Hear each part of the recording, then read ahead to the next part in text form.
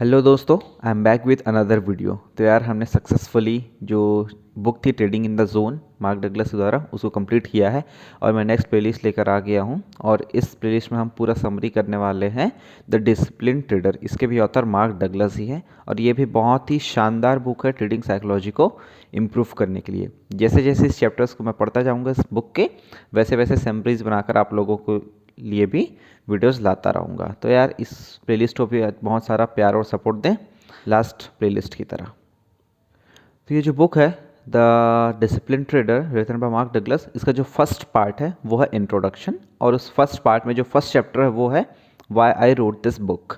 तो इसमें mark Douglas बता रहे हैं ऐसा क्या रीज़न थी, क्या वजह थी जिसकी वजह से उन्हें इस किताब को लिखने की ज़रूरत पड़ी, द डिसिप्लिन ट्रेडर को लिखने की उनको ज़रूरत क्यों पड़ी। तो मार्क डगलस ये बताते हैं कि 1982 के समर में जब उन्होंने ये बुक को लिखना स्टार्ट किया था, उस वक्त मार्केट काफ़ी ज़्यादा एडवांस हो चुका था। एडवांस इन द सेंस बहुत सारे एडवाइजरी फर्म्स आ चुके थे, बहुत सारे न्यूज़लेटर, बहुत सारे बुक्स के पब्लिकेशंस आ चुके थे। इसका मतलब मार्केट को ट्रैक करना उस टाइम पे काफ़ी ईजी हो चुका था, है ना। ट्रेडिंग को ट्रैक करना ईजी हो चुका था उस टाइम पर। ट्रेडिंग टूल्स आ चुके थे, टेक्निकल टूल्स, फंडामेंटल टूल्स, बहुत सारी चीज़ें आ चुकी थी जिससे कि मार्केट को ट्रैक करना ईजी हो चुका था। लेकिन वो ये बताते हैं कि इतने ज़्यादा ट्रेडिंग मार्केट में ग्रोथ आने के बावजूद वो जो लोगों की संख्या थी जो कि विनर्स थे वो आज भी 10% से कम थी, और जो मेजॉरिटी ऑफ द लोग थे मोर देन 90% वो अभी भी लूज़र कैटेगरी में ही थे। मार्क डगलस ये कहते हैं कि जहाँ पर भी $1 अगर कोई एक व्यक्ति, एक ट्रेडर कमा रहा है मार्केट में, तो कहीं ना कहीं उसका अपोजिट भी अवेलेबल है कि किसी न किसी ट्रेडर के द्वारा वो $1 लूज़ किया गया है।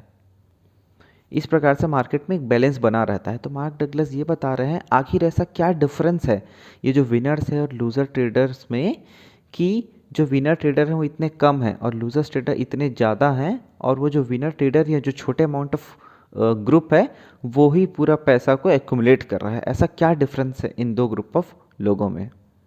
तो वे बताते हैं कि जब ये जो सेकंड ग्रुप है जो कि विनर्स का ग्रुप है, उन लोगों से पूछा गया कि आपका रीज़न क्या है, आपके क्या वो सक्सेस के सीक्रेट है जिसकी वजह से आप वीकली, मंथली, ईयरली बेसिस पर कंसिस्टेंटली प्रॉफिट कमा पा रहे हैं।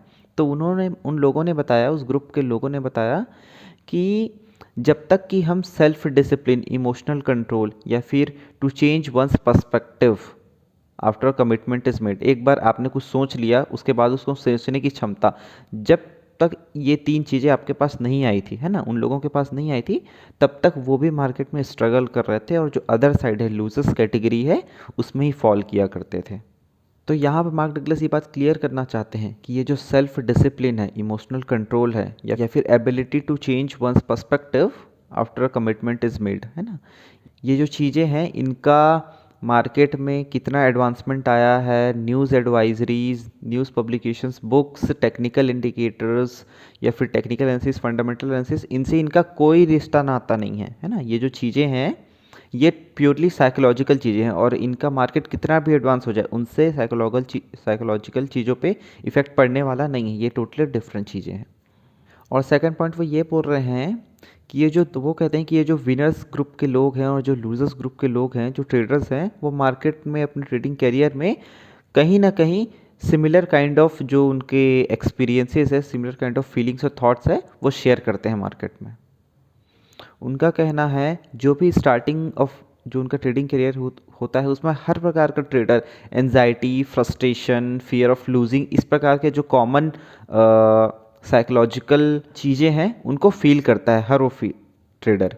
और जैसे जैसे वो इन चीज़ों को समझता है, इनसे बाहर आने की कोशिश करता है और इन साइकोलॉजिकल इश्यूज़ को सॉल्व करता है, वैसे धीरे धीरे उसका एडवांसमेंट होता है और वो सक्सेसफुल ट्रेडर के पाथ में जाता है। लेकिन अनफॉर्चुनेटली मार्क डगलस ये बताते हैं कि ये जो रास्ता है कि इन साइकोलॉजिकल इश्यूज़ को समझ पाना और उन पर काम करना, इसको करने के लिए लोगों को कोई साल लग जाते हैं, और कई लोग तो ऐसे होते हैं जो पूरे अपने ट्रेडिंग कैरियर में इस बात को समझ नहीं पाते हैं। तो मार्क डगलस का ये कहना है कि अगर सेल्फ डिसिप्लिन और इमोशनल कंट्रोल ही वो चाबी है जिसके थ्रू हम ट्रेडिंग करियर में सक्सेसफुल हो सकते हैं, है ना। तो वो बताते हैं कि ये जो चीज़ें हैं उसके साथ कोई एक आदमी पैदा नहीं होता है बल्कि इसको एक्वायर करता है। वे बताते हैं कि ये जो सेल्फ डिसिप्लिन है और जो सेल्फ कॉन्फिडेंस है, इमोशनल कंट्रोल है, इसको ट्रायल एंड एरर के थ्रू इंसान एक्वायर करता है, सीखता है। और वो बताते हैं कि जो ट्रायल एंड एरर प्रोसेस है सीखने का, इसमें सबसे बड़ा दिक्कत ये है कि जो भी ट्रेडर इस प्रोसेस के थ्रू सीखता है, अपनी गलतियों से सीखता है, और ट्रेडिंग में जब कोई गलतियां करता है तो पैसे लूज़ करता है ना। तो बहुत सारे ट्रेडर्स के साथ दिक्कत ये होता है कि वो जब ये ट्रायल एंड एरर मेथड में सीखता जाता है, सीखता जाता है, सीखता जाता है, तो वो बहुत ज़्यादा लॉसेस कर जाता है ना। कई लोग ऐसे होते हैं जो इतना ज़्यादा लॉसेस कर जाते हैं कि उनके पास रिकवर करने के लिए और दोबारा ट्रेडिंग करने के लिए पैसे नहीं बच पाते हैं। और दूसरा ग्रुप ये होता है, ऐसे भी लोग होते हैं कि जो इतना ज़्यादा लॉस कर जाते हैं कि उनके अंदर एक इमोशनल ट्रॉमा आ जाता है कि इतना ज़्यादा लूज़ कर चुके हैं, तो साइकोलॉजिकली कहीं ना कहीं वो डिस्टर्ब्ड हो जाते हैं, वो फियरफुल एक ऐसे जोन में चले जाते हैं कि इतना ज़्यादा लॉस कर चुके हुए होते हैं। मार्क डगलस का ये कहना है कि जो भी एक सक्सेसफुल ट्रेडर होता है ना, वो जो सेल्फ डिसिप्लिन है, इमोशनल कंट्रोल है, इस पर काबू पा लिया होता है। लेकिन वो ये भी कहते हैं कि ये जो सक्सेसफुल लोग हैं, ये जो सक्सेसफुल ट्रेडर्स हैं, उनसे अगर पूछा जाए कि आप लोगों ने कैसे ये सेल्फ डिसिप्लिन और इमोशनल कंट्रोल एक्वायर किया, तो उनके पास इसका आंसर नहीं होगा। जब उनसे पूछा जाएगा तो बहुत ही अच्छी एडवाइस ज़रूर देंगे, जैसे कि कट योर लॉसेस शॉर्ट, ये बताने के लिए बहुत ही इम्पॉर्टेंट लेसन है ना, जो एक हर सक्सेसफुल ट्रेडर आप लोगों को बताएगा। लेकिन फॉर अ बिगनर जो कि कंटिन्यूसली लूज़ कर रहा है, उसको कट योर लॉसेस शॉर्ट का मतलब नहीं समझ आता है, क्योंकि कहीं ना कहीं उसके अंदर एक ऐसा साइकोलॉजिकल इशू है कि वो मार्केट से लॉसेस को अवॉइड करना चाहता है। ठीक है, एक बार उसको लॉसेस दिख रहे हैं तो उसको अवॉइड करना चाहता है किसी भी हालात में। तो उसको कहीं ना कहीं ये पॉसिबिलिटी हमेशा उसके दिमाग में है कि मार्केट यहाँ से रिवर्स करेगा और मेरे डायरेक्शन में मूव करेगा। इसलिए कट योर लॉसेस शॉर्ट, ये जो फ्रेज़ है, इसको समझ पाना उसके लिए बहुत ही मुश्किल है। कट योर लॉसेस शॉर्ट को एक्चुअली समझना है तो इसका इजीएस्ट आंसर ये होगा कि आपको पहले सेल्फ डिसिप्लिन और इमोशनल कंट्रोल हासिल करना होगा। मांगलेस कहते हैं कि जो सक्सेसफुल ट्रेडर जो आज हैं, वो trial and error through method के थ्रू ही सक्सेसफुल हुए हैं। उन्होंने भी बहुत सारी गलतियां की हैं और गलतियों से धीरे धीरे सीखे हैं। आज अगर वो अपने प्रीवियस जर्नी को जाकर देखेंगे तो उनको पता चलेगा कि यस, हम जो पहले थे और आज जो ट्रेडर हैं उसमें बहुत सारे चेंजेस हैं, है ना। तो क्या वो जो चेंजेस आए हैं, वो क्या मार्केट में चेंजेस आए हैं, मार्केट के बिहेवियर में चेंजेस आए हैं, टूल्स में चेंजेस आए हैं? यस, उसमें आए होंगे। लेकिन जो एक्चुअल चेंजेस आया है वो ट्रेडर्स के पर्सपेक्टिव में आया है, ट्रेडर्स के साइकोलॉजी में आया है, जिसकी वजह से वो सक्सेसफुल हुआ है। तो फिर ये जो सक्सेसफुल लोग हैं वो अपने जर्नी को बहुत अच्छे से समझा पाने में और किस प्रकार से उन्होंने self discipline in control acquire किया है, इसको समझा पाने में इतने असफल क्यों हैं, तो इसका कारण ये बताते हैं कि जब ये ट्रायल एंड एरर प्रोसेस के थ्रू आगे बढ़ रहे थे तो ये बहुत सारी गलतियां कर रहे थे, एनजाइटी था इनके अंदर, पेन था, बहुत सारी चीज़ों को झेले हुए हैं। तो इस प्रकार की चीज़ों को वो कभी नोट नहीं किए हैं, इस प्रकार चीज़ों को वो लोग कभी जर्नल नहीं किए हैं, इसलिए उनके लिए समझा पाना इस प्रोसेस को काफ़ी डिफ़िकल्ट है। और सेकंड चीज़ वो ये बताते हैं कि एक बार जब वो धीरे धीरे धीरे करके एक बार सक्सेसफुल ट्रेडर बन गए और कंसिस्टेंटली प्रॉफिट करने लगे, तो उनको वापस से अपने उस प्रोसेस को रिकॉल करने की कभी ज़रूरत पड़ी ही नहीं। और वैसे भी जब अगर वो रिकॉल करते भी तो फिर रिकॉल करने का उनको कोई इंसेंटिव नहीं मिल रहा था, इंसेंटिव तो उसको ट्रेड करने से मिल रहा था। तो यही वो दो रीज़न थे जिसकी वजह से जो एक सक्सेसफुल ट्रेडर जो आज सक्सेसफुल है, वो किस प्रकार से सेल्फ डिसिप्लिन और इमोशनल कंट्रोल को एक्वायर किया है उसको बता पाने में असफल है। तो मार्क डग्लस बताते हैं कि उनको इस बारे में पता चला, यही वो कारण था जिसकी वजह से वो इस बुक को लिखने के लिए इंस्पायर हुए हैं। और इस बुक में वो जो भी चीज़ें बताने वाले हैं वो उनका खुद पर्सनल एक्सपीरियंस के थ्रू था, क्योंकि वो भी कहीं ना कहीं जब स्टार्ट किए थे एज अ ट्रेडर तो वो भी लूज़र ट्रेडर ही थे और धीरे धीरे वो लूज़र से सक्सेसफुल ट्रेडर की ओर अग्रसर हुए। और तो इस प्रकार से क्योंकि वो अपने जो जर्नी था उसको काफ़ी अच्छे से एनालाइज किए हुए थे, उनको लग रहा था मार्केट में कहीं ना कहीं वॉइड है कि इस प्रकार के बुक्स का, साइकोलॉजी के इम्प्रूव करने वाले बुक्स का। इसलिए उन्होंने सोचा कि इस प्रोसेस को कहीं ना कहीं जर्नल किया जाए और एक बुक पब्लिश किया जाए। मार्क डगलस अपनी जर्नी बताते हुए ये बताते हैं कि वो मेरिल लिंच में काम किया करते थे, उनके पास एक जॉब था और वो शिकागो में शिफ्ट हुए थे। जब वो शिकागो में शिफ्ट हुए थे तो कहीं ना कहीं वो ये बताते हैं कि वो काफ़ी एक्सपेंसिव लाइफ जिया करते थे, वो एक लग्जरियस लाइफ जीना पसंद करते थे। और लेकिन उनका फाइनेंशियल कंडीशन ऐसा नहीं था कि जिसकी वजह से वो इसको ज़्यादा दिन तक सर्वाइव कर सकें इस प्रकार के लाइफस्टाइल को। इसलिए वो ये चाहते थे, वो डेस्परेटली चाहते थे कि वो काफ़ी सक्सेसफुल ट्रेडर बने, जिससे कि वो एक अच्छी खासी वेल्थ जनरेट कर सकें और अपना जो लग्जरियस लाइफ है उसको जी सकें। लेकिन वो कहीं ना कहीं फाइनेंशियली बहुत ज़्यादा टेंस थे इस सब चीज़ों की वजह से। वे जब शिकागो आए तो उनको लगा कि हाँ, अब वो ऐसे लोगों के बीच में काफ़ी क्लोज आ चुके हैं कि जिनके थ्रू वो सीख सकेंगे कि किस प्रकार से मैं बहुत ज़्यादा वेल्थ जनरेट कर सकता हूँ ट्रेडिंग के थ्रू। तो वे बताते हैं कि मेरिल लिंच में जहाँ वो काम करते थे वहाँ पर 38 एग्जीक्यूटिव्स और काम किया करते थे। तो उनको बहुत ही बड़ा शॉक लगा ये बात जानकर कि आउट ऑफ 38 सिर्फ एक ही एक ऐसे एग्जीक्यूटिव थे वहाँ पर जो खुद का पैसा मैनेज किया करते थे, वहाँ पर खुद के पैसों से ट्रेडिंग किए करते थे। और जो बाकी एग्जीक्यूटिव थे उनके पास खुद के पैसे मैनेज करने का भी एक्सपीरियंस नहीं था। इस बात को जानकर उन्हें बहुत ही बड़ा सदमा लगा, झटका लगा। सेकंड मेजर डिसअपॉइंटमेंट उनको तब मिला कि जब वो वहाँ पर बहुत सारे लोगों से मिले तो फिर सक्सेसफुल ट्रेडर और एक जो ऐसा ट्रेडर जो कंसिस्टेंटली प्रॉफिट कर रहा है, ऐसा ट्रेडर मिलना उनको बहुत ही मुश्किल हो गया था, क्योंकि उन्हें ऐसा आदमी मिल ही नहीं रहा था वहाँ पर। वे कहते हैं कि वो बहुत सारे लोगों से मिलते थे जो प्रॉफिट अर्न करते थे लेकिन लॉसेस भी बहुत ज़्यादा करते थे। तो इस प्रकार से अगर नेट देखा जाए तो वो लूज़र ही ट्रेडर थे। तो वो जब धीरे धीरे ट्रेडिंग करने लगे तो वो भी काफ़ी सारा लूज़ करने लगे। और शिकागो में आने के 8 मंथ्स के बाद ही उनके पास जो भी सारी चीज़ें थे, बहुत बड़ी बड़ी चीज़ें, वो काफ़ी सारी चीज़ें वो लूज़ कर चुके थे। अब उनके पास सिर्फ उनका जॉब, कुछ कपड़े, मकान बस सिर्फ बचे हुए थे। वो बताते हैं कि कुछ दिन ऐसे ही चलता रहा और वो बहुत सारे पैसे लूज़ करते गए। फिर एक ऐसा टाइम आया जहाँ पर वो बहुत ज़्यादा ही फाइनेंशियली डिप्रेस्ड हो चुके थे, फाइनेंशियली स्ट्रेस्ड हो चुके थे। लेकिन कहीं ना कहीं उनके अंदर एक सेल्फ बिलीफ था कि नहीं, मैं एक अच्छा ट्रेडर बन सकता हूँ, मुझे सक्सेसफुल ट्रेडर बन सकता हूँ, एक बिलीफ उनके अंदर था।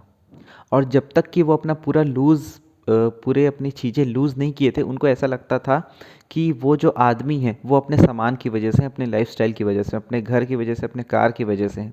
लेकिन जैसे ही वो इन सब चीज़ों को लूज़ किया तो कहीं ना कहीं उन्हें खुद की वैल्यू समझ आने लगी और वो सोचने लगे। जब वो खुद के बारे में सोचने लगे तो उनको लगा कि नहीं, मैं जो इमेजिन कर सकता हूँ, मैं जो चीज़ें कर सकता हूँ, मैं ये जो चीज़ें हैं, है ना, ये जो फिज़िकल चीज़ें हैं, उनसे मैं कहीं ज़्यादा बड़ा हूँ। इस प्रकार से उनको सेल्फ रियलाइजेशन होने लगा एक टाइम के बाद। और जब वो ये इतने सारी चीज़ें लूज़ कर चुके थे, वो पर्सनल लेवल पर खुद को ये बात एक्सेप्ट कर चुके थे कि अब मैं डिफ़ॉल्टर हो चुका हूँ, मैं बैंकरप्ट हो चुका हूँ। वो इस बात को रियलाइज़ कर चुके थे लेकिन किसी को बता नहीं थे। वो खुद से ये बात जान चुके थे कि मेरे पास कुछ भी नहीं है, सिर्फ मेरे लिंच में एक जॉब के अलावा। उनका ये कहना है कि अभी तक उनको मार्केट में जब भी वो ट्रेडिंग करते थे उनके अंदर कहीं ना कहीं फियर था, फियर ऑफ लूजिंग। क्या चीज़ लूज़ करने का? उनके पास जो भी सामान थे उनका, मतलब उनके पास जो हाउस था, उनके पास जो कार्स थे, टेलीविजन्स थे, जो भी लग्जरियस लाइफ जीते थे, उनको लूज़ करने का उनके पास कहीं ना कहीं फियर था। लेकिन वे बताते हैं कि जैसे ही वो इन सब चीज़ों को लूज़ किए उनके बाद ये जो फियर था वो फियर ही चला गया। उनके थॉट प्रोसेस से इन सब चीज़ों को लूज़ करने का फियर ही गायब हो गया। तो इस प्रकार से जब वो अब नेक्स्ट बार ट्रेडिंग कर रहे थे तो वो फियर उनके साथ एसोसिएटेड नहीं था। क्योंकि उनके पास फियर एसोसिएटेड नहीं था तो वो केयर भी नहीं करते थे कि अगर मैं इस ट्रेड में गलत भी हो जाता हूँ तो मेरे पास लूज़ करने के लिए ज़्यादा कुछ है ही नहीं। और इसकी वजह से कहीं ना कहीं वो अपने जो लॉसेस थे उसको जल्दी से काटने लगे। इसका मतलब वो अपने लॉसेस को कट करने लगे जल्द जल्द से, और उन्हें कोई भी दिक्कत नहीं होने लगी। और जो भी जल्दी से लॉसेस को कट करके वो नेक्स्ट अपॉर्चुनिटीज़ में ट्रेड करने के लिए खुद को अवेलेबल करने लगे। वे बताते हैं धीरे धीरे कुछ टाइम के बाद वो consistently small small amounts consistently gather करने लगे और धीरे धीरे कंसिस्टेंट सक्सेसफुल ट्रेडर बनते लगे। बहुत बड़े ट्रेडर तो नहीं, लेकिन वो ये बताते हैं कि वो एक कंसिस्टेंट ट्रेडर जरूर बन गए थे। अगस्त 1982 में उनको ऐसा फील हुआ, क्योंकि वो अपने जो भी ये प्रोसेस थे ना कि किस प्रकार से उनका पर्सनल ट्रांसफॉर्मेशन हुआ है साइकोलॉजिकली, और ये जो साइकोलॉजिकल इश्यूज़ को वो समझ पाए हैं, उनको लगा कि एक बुक को लिखने की यहाँ पर ज़रूरत है। क्योंकि उनको कहीं ना कहीं ऐसा फील होता था कि मार्केट में इंफॉर्मेशन तो है ना, कि मार्केट में किस प्रकार से इंफॉर्मेशन अवेलेबल है, लेकिन ट्रेडिंग साइकोलॉजी, ये जो साइकोलॉजिकल इश्यूज़ है, इसको समझाने वाले बुक्स की कहीं ना कहीं कमी है, यहाँ पर एक गड्ढा है। इसलिए उन्हें फील हुआ कि यहाँ पर सेमिनार्स एंड बुक्स लिखने की ज़रूरत है। तो वो वही बताते हैं कि इस प्रकार से ये जो बुक है द डिसिप्लिन ट्रेडर, उसको उन्होंने लिखा। और इस बुक के थ्रू वो एक प्रकार से एक जो थिंकिंग प्रोसेस है उसको नए पर्सपेक्टिव से दिखाना चाहते हैं, अपने थिंकिंग प्रोसेस को चेंज करने का एक नया मेथड बताना चाहते हैं। तो यही वो इंट्रोडक्शन था कि वो क्यों इस बुक को लिखे हुए हैं। तो why I wrote this book, वो यही बताना चाह रहे हैं कि वो जिस प्रकार से उनका पर्सनल ट्रांसफॉर्मेशन हुआ था स्टार्टिंग में वो जो किस प्रकार से एक लूज़र ट्रेडर की तरह सोचते थे और धीरे धीरे अपने साइकोलॉजिकल इश्यूज़ को समझने के बाद कैसे वे सक्सेसफुल ट्रेडर की तरह सोचने लगे, उस प्रोसेस की वजह से वो इस किताब को लिख पाए हैं। तो चलिए दोस्तों, ये चैप्टर यहाँ पर ही एंड होता है। मिलते हैं आपसे नेक्स्ट चैप्टर में। वीडियो को प्लीज़ शेयर करें, लाइक करें अपने दोस्तों के साथ, और इसी प्रकार से वीडियोस में बने रहें। हम नेक्स्ट वीडियोस लेकर आते रहेंगे और आपको ये सारी वीडियोस प्लेलिस्ट में मिल जाएगी। तब तक के लिए thank you so much, bye bye.